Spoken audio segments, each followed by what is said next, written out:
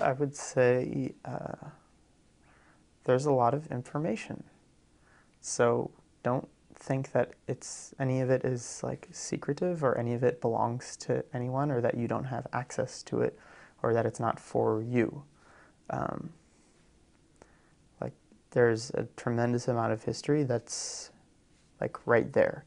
And I think, and it becomes revealed every time I sort of talk to somebody who actually does research or talk to somebody who's really interested, or even like, I mean, actually one of the first things that I became interested in Yiddish was I went to a horrible conference called Limud a couple of years ago, and Hank Saposnik was there lecturing, and I was there playing music, and I played with Hank. Actually, I guess that was also one of my first times playing klezmer.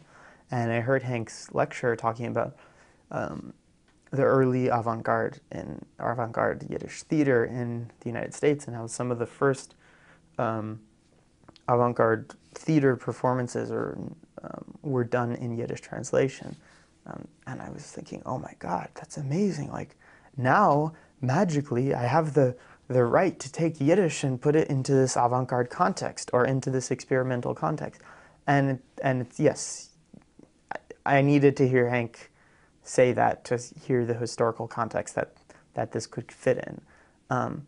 But it's all there, and it's like, it's been done. I mean, and there's so many, I was talking to Ron Rabway, who was here, and he said, the New York Public Library has complete scores of Yiddish theater pieces, all the parts. All you have to do is put them together, and they're there. It's all there. All the information's there, and it belongs to you.